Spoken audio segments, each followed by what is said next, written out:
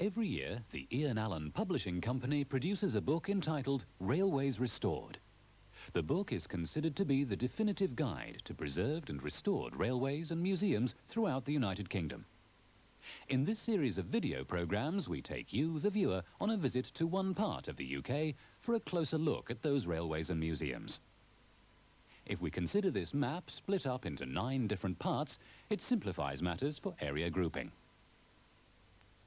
In our first of 3 visits to the south of England, we shall be travelling to the eastern counties of Kent and Sussex. 5 centres of major railway interest can be found in this area at New Romney, Tenterden, Isfield, Sittingbourne and Sheffield Park.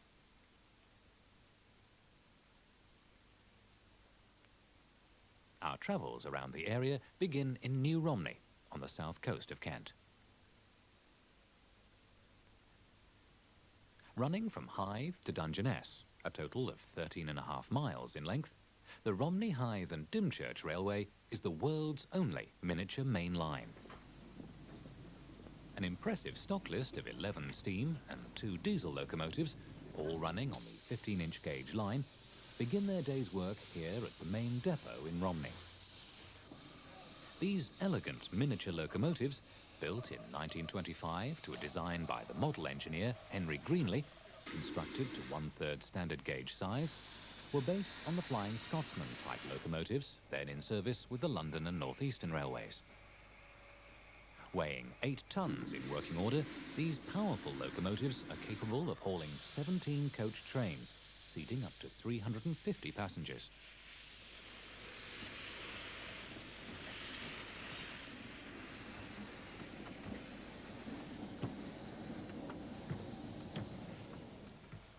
Green Goddess, Southern Maid, Typhoon and Dr. Sin are the 4 locomotives seen in service today.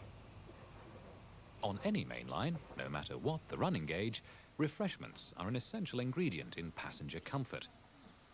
To this end, Gladys, the railway's Pullman observation coach, is without doubt the most ambitious passenger vehicle ever built for the 15-inch gauge. At just over 32 feet in length, it's certainly the longest. The morning's preparations continue as passengers begin to arrive. All the locomotives are turned to run chimney first, which is both practical and pleasing to watch. Each locomotive burns on average 500 to 600 hundredweight of coal per day. In a quiet corner of the station area stands a memorial to the line's founder, Captain John Edwards Presgrave Howie, who loved fast cars and miniature steam locomotives. The railway runs every day from Easter until the end of September, providing a wide and varied timetable, with special events such as steam galas dotted throughout the season. The station at New Romney provides for visitors' needs with a well-stocked shop, buffet and a toy and model museum. To provide a complete picture of the line, its rolling stock and stations would require more time than this programme allows. So what follows is a look at 3 of the steam locomotives in action at various points on the line, providing an overview of the railway for the visitor.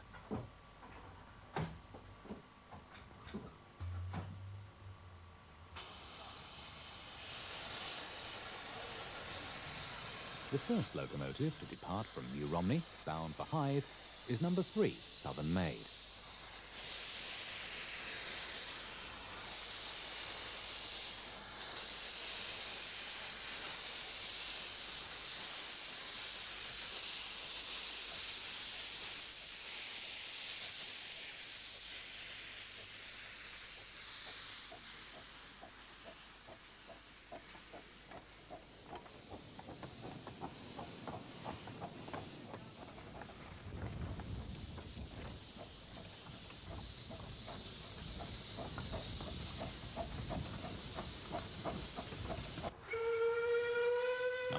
is a 462 Pacific-type locomotive built in 1927 by Davy Paxman. Today, it's resplendent in the Southeastern and Chatham green livery.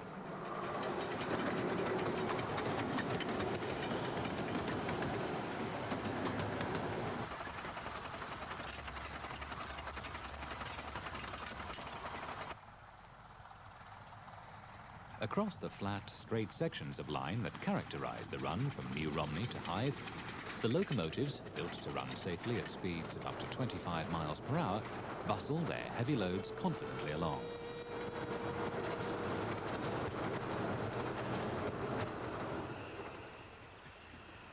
Number 10, Dr. Sin, seen here arriving at Hythe Station, is a replica of a North American Pacific locomotive.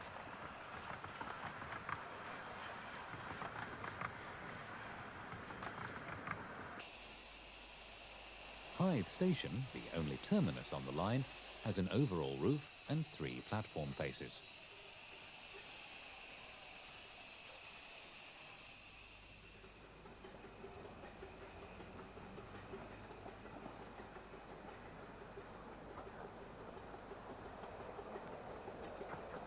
Running around its train, Dr. Sin goes onto the railway's second turntable to be turned for its return journey.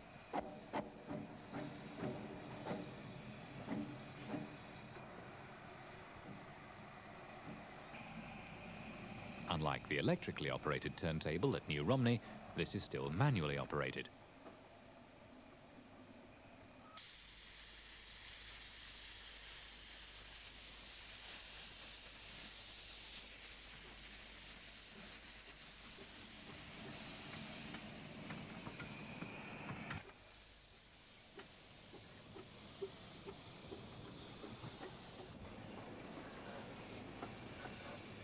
Number 10, a 462 locomotive, was built by the Yorkshire Engine Company in 1931 and is in regular service on the line.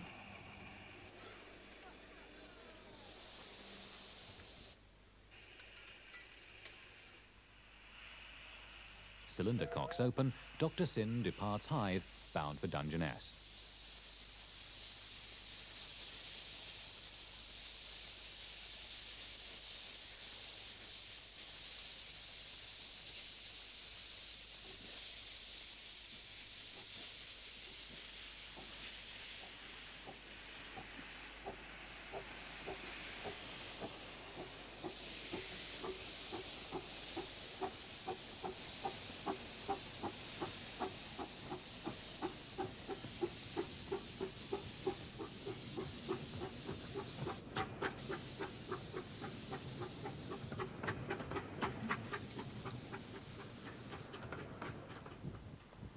The line from Hythe to New Romney is double track all the way, allowing north and southbound trains to pass at any point.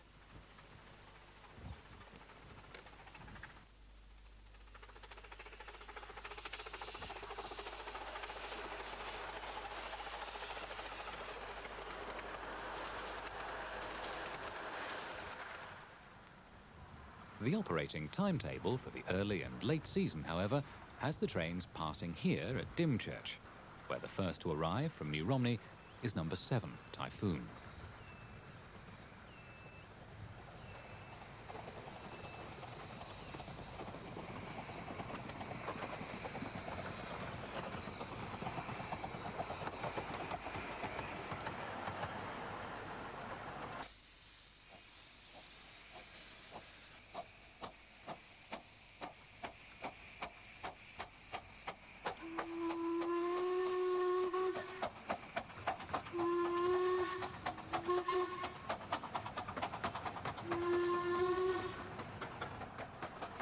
As number 7 departs for Hythe, number 3, Southern Maid, arrives bound for New Romney.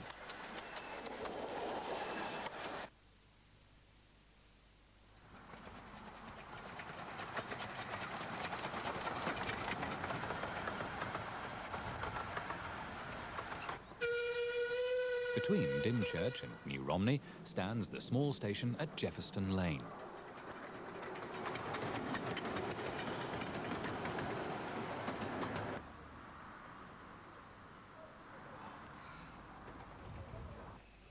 Dr. Sin, on a return working from Hythe, approaches New Romney station. Before a train can depart New Romney to continue its journey to Dungeness, the driver must first collect the tablet from the post by the footbridge. This is his authority to proceed into the single-line section to Romney Sands.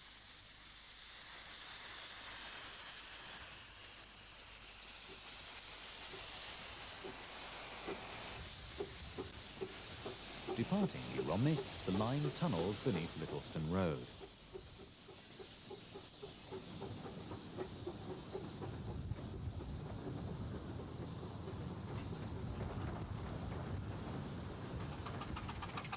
Once through the tunnel, the line becomes single track.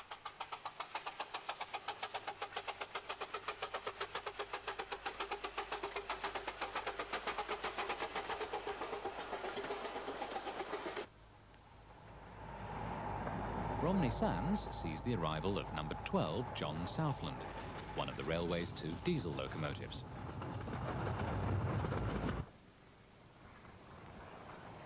At Dungeness, the line swings in a large open loop across the banks of pebbles, in sharp contrast to the rolling grasslands north of New Romney. The loop turns the trains through 180 degrees, a unique feature of the line.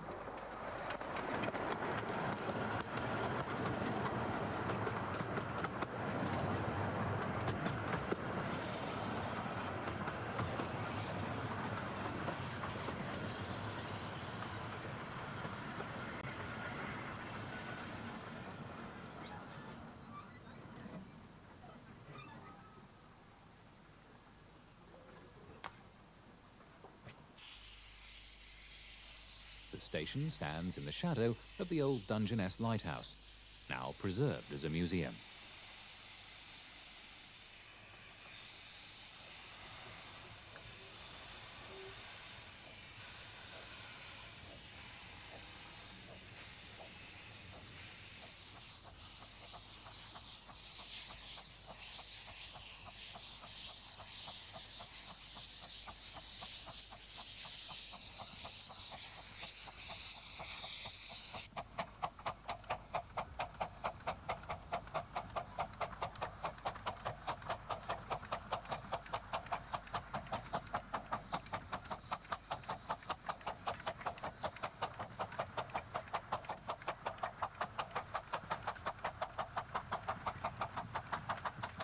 Leaving the Romney, Hythe and Dymchurch Railway, we head north to the town of Tenterden, the starting point of the Kent and East Sussex Railway.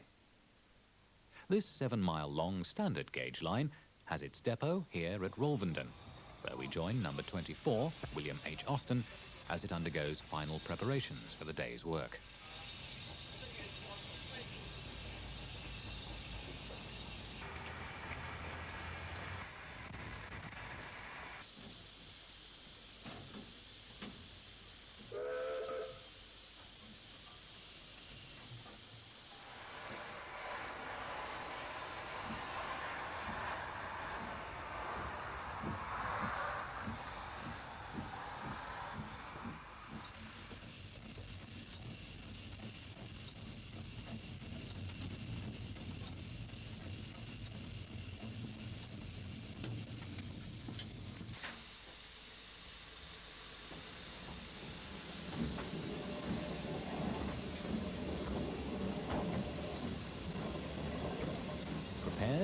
The locomotive departs light engine for Tenterden, climbing the 2-mile-long incline, which has an average gradient of 1 in 50, increasing to 1 in 36 in parts.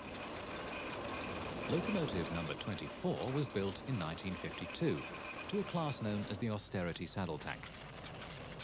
These locomotives proved so successful that production continued long after the war, the final one being built in 1964, by which time 464 had been constructed. 5 examples are preserved by the railway, 4 of which are in working order.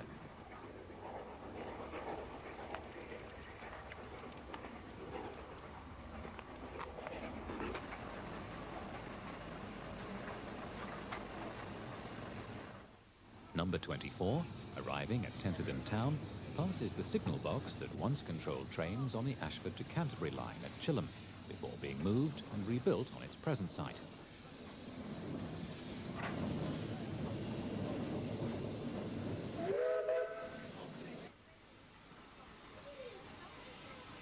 Originally known as the Rother Valley Railway, the line was constructed under the direction of Lieutenant Colonel Holman F. Stevens and opened on the 26th of March 1900. Tenterden is the headquarters of the railway and boasts many modern facilities, most of which are built on the site of the former goods yard.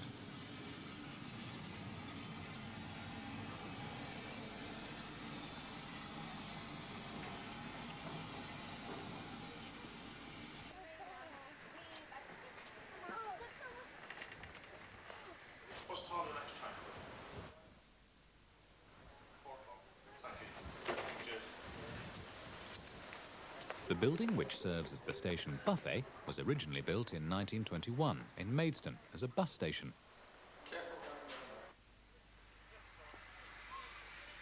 The railway is a single line to Northiam, with passing loops at each station. Before the train can depart from Tenterden, the driver receives a token, giving him authority to enter the single-line section between Tenterden and Rolvenden. Petros is the railway's specially adapted coach designed to accommodate wheelchairs and passengers with walking difficulties.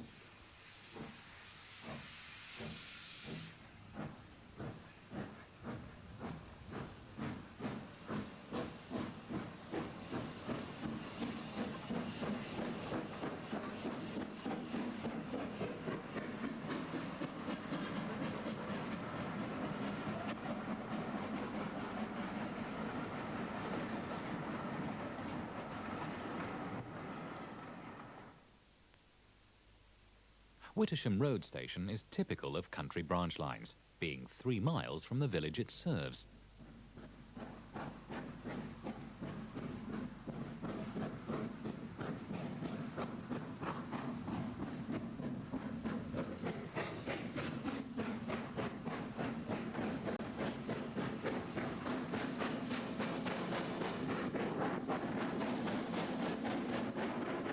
Almost immediately, the locomotive encounters a steep bank as the train heads out across gently rolling countryside and onto the Rother levels before reaching the terminus station at Northiam.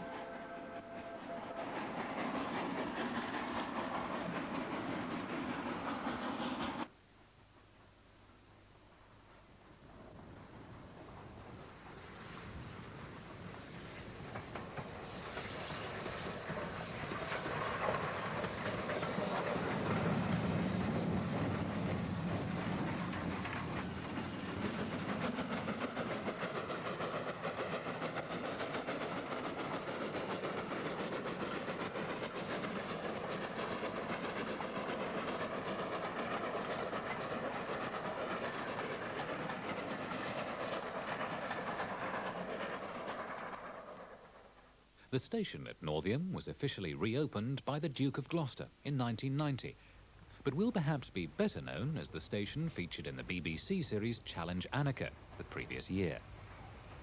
The popular TV presenter Anneka Rice managed to muster help to lay 600 yards of track and restore the station to its former glory. The railway has plans to extend the current line beyond Northiam to the next station at Bodiam, 3.5 miles away. The water tower, in use here at Northiam, originally stood at Upminster.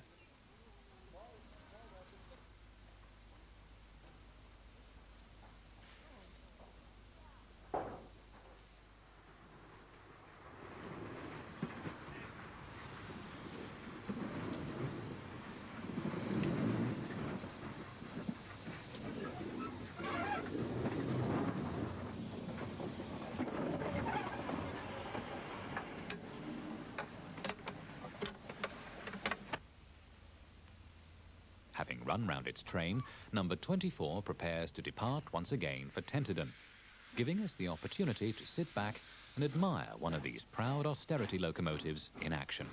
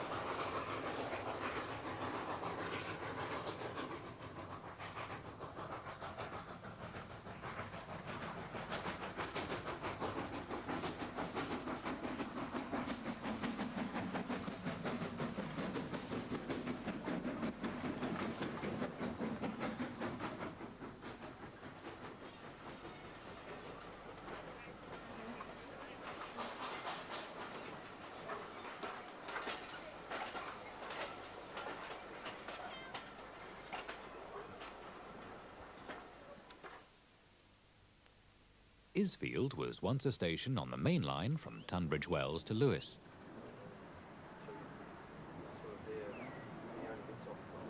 When this section of the line between Uckfield and Lewes was closed, the station quickly fell into disrepair.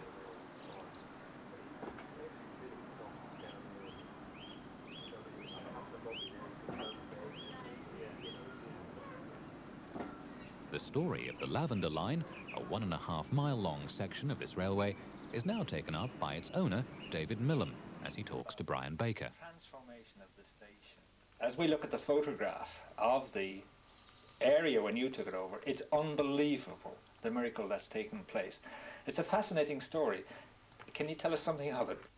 Station site came up for auction at a local pub. The idea was to buy it for storage from a timber business.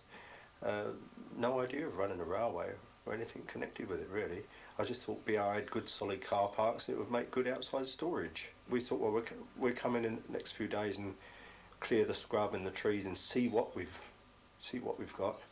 And it sort of just snowballed on from there. You've done up one building, you said, well, that looks nice. We'll do the waiting rooms and that looked nice. We'll do the signal box. And once we cleared all the track area out, it looked strange without tracks there. And the wife said to me, well, the best thing you can do is buy some track, lay it through the station area. It'll look more natural. It looks like a dried up riverbed running through the way it is at the moment.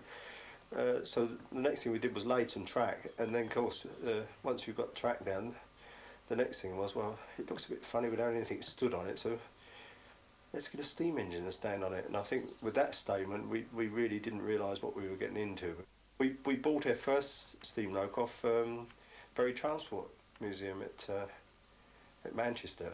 That was Annie, and Annie arrived exactly 15 years to the day that the last train went through Isfield, which was quite a nice thing. Well, it was nice for everybody, so we had a bit of a celebration over that. But in 14 months we transformed the whole thing from, like I said, a rat-infested heap of rubble into basically what you see today. It was all done in a very short time, and there was no contractors used. It was all done with volunteers and our own people. You see yourself as being in the entertainment business first and foremost, because the very coach we're in is a bar car. And tonight you're going to be entertaining a lot of people who come and they'll wine and dine. I think that's become a very strong point, hasn't it, the wine and dine? Yes, I think the wine and dine train started about 4 years ago. Again, the wife's idea, so give the wife credit. The idea being we wanted to create like a mini Orient Express, and that's the idea of the red drapes and the red velvet seats, and because I thought it would be nice for people to come out for a meal and to be treated like they used to be treated in the 20s and 30s, where there was an abundance of waiters, and for a few hours of an evening you were treated like a king. And that was the whole image. I thought that went with the steam train and the luxury coaches, and we thought it would take off, but we didn't realise it was going to take off like it has. I mean, it's become very, very popular indeed.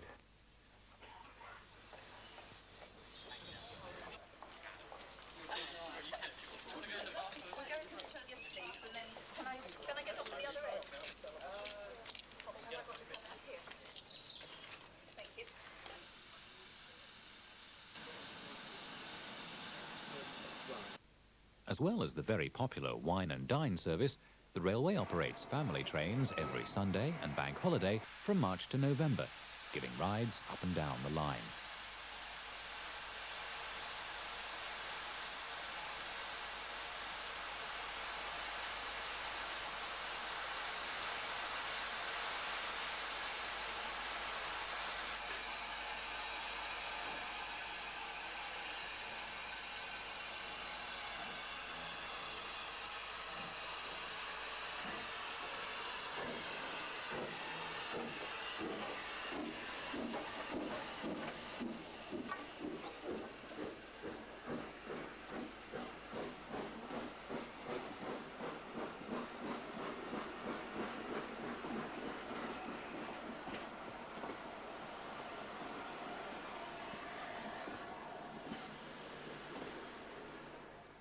The Sittingbourne and Kemsley Light Railway was once a part of a sophisticated 2-foot 6-inch gauge industrial network.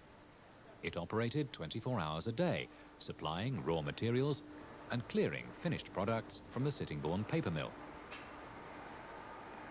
Only 2 miles of the original system remain, this section being preserved and operated by the Sittingbourne and Kemsley Light Railway Limited and run by volunteers. Every aspect of railway preservation is undertaken by the volunteers, from locomotive restoration to permanent way maintenance work.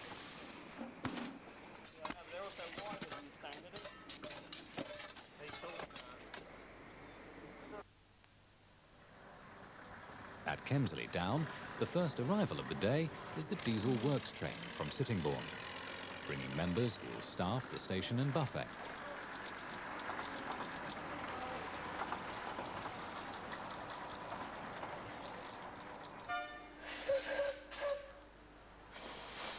Triumph, an 062 saddle tank built by Bagnall in 1934, used to haul trainloads of wood pulp and finished paper.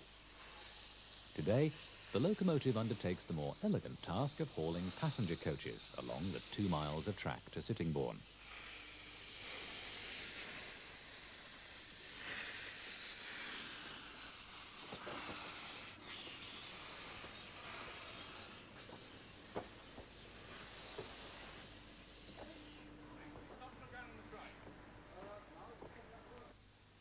Before departing for its daily duties, the locomotive is engaged in shunting activities, here moving the firefighting wagon through the loop and into a siding.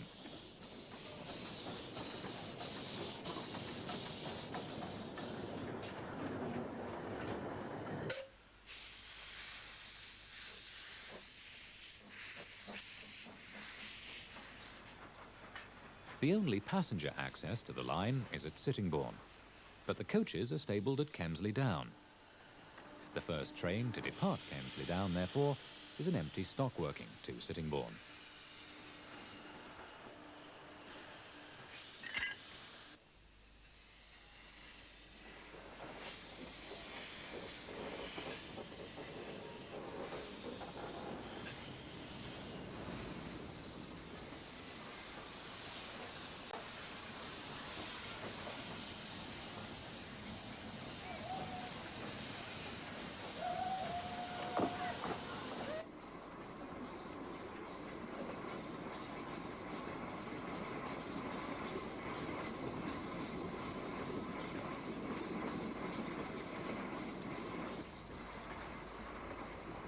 Although the line is set in typical industrial surroundings, the first part of the journey to Sittingbourne is across open pasture land alongside Milton Creek.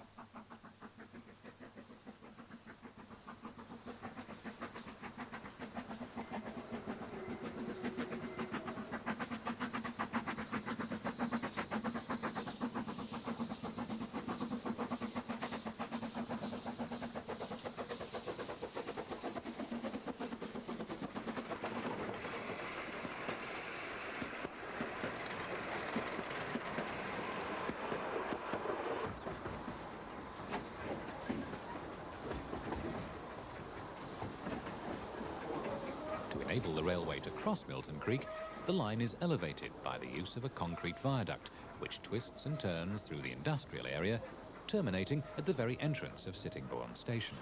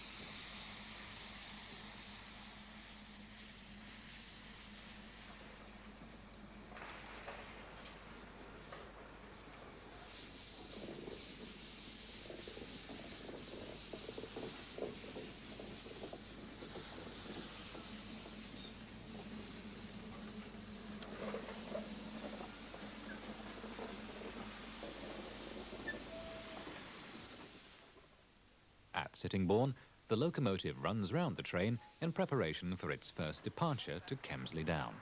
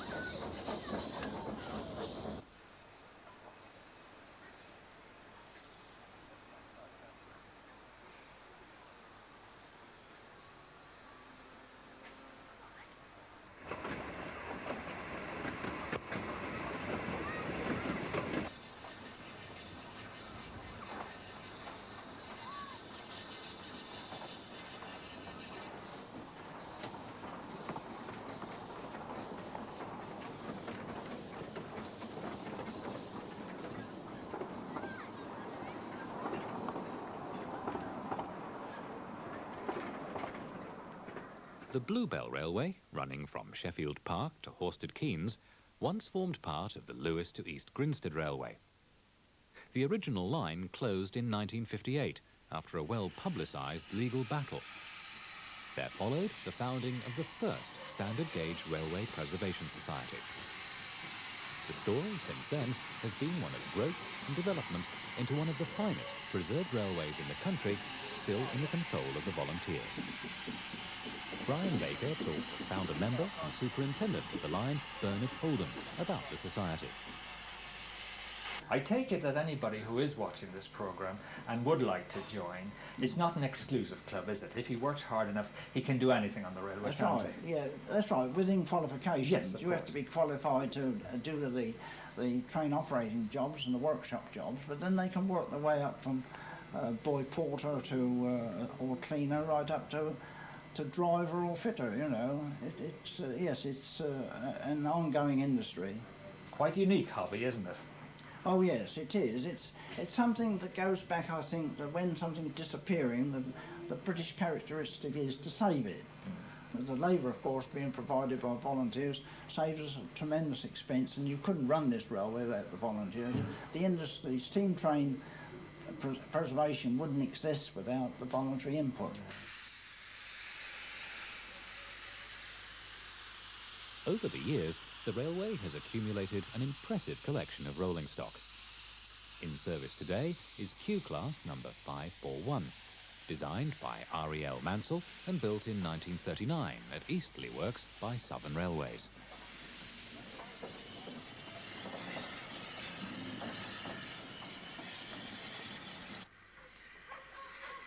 Sheffield Park Station is now the railway's headquarters. On the same site are the locomotive running sheds and workshops. The station itself is well equipped with modern shops, a buffet and a restaurant.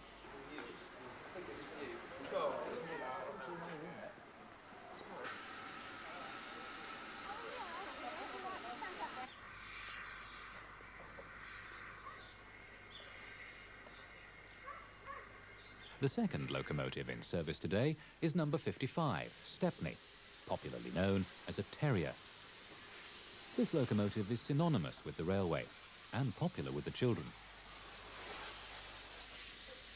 The railway is busy working its way northwards towards East Grinstead, and the first section of this extension beyond Horsted Keynes, which runs for approximately 1 mile, is operated by an extension shuttle, which carries passengers to the working area. This service is to be operated today by number 55, Stepney, who departs Sheffield Park light engine to Horsted Keynes. Sheffield Park signal box is situated at platform level and offers the visitor a rare view of signal box operations.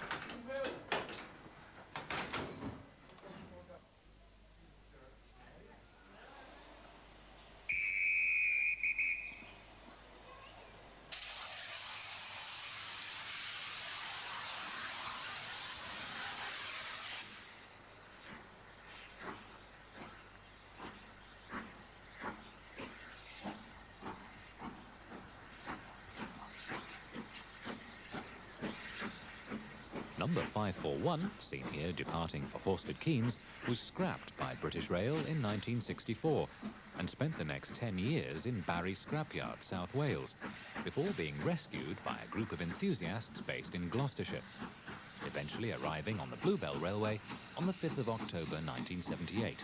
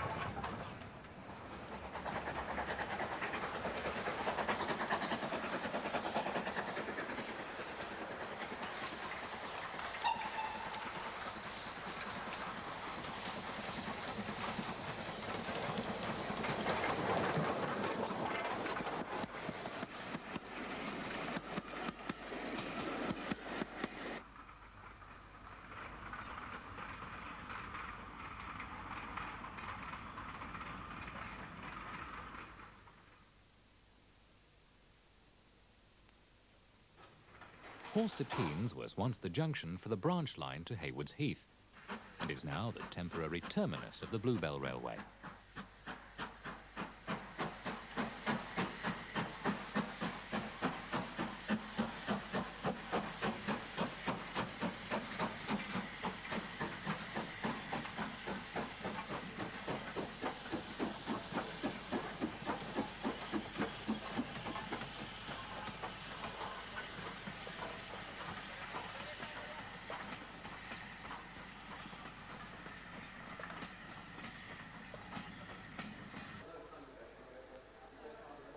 The superbly restored station at Horsted Keynes is a credit to the Society's hard work and has been put to extensive use in both film and television period drama programmes. Number 55, Stepney, now coupled to its train, waits patiently at the platform to carry passengers up the extension.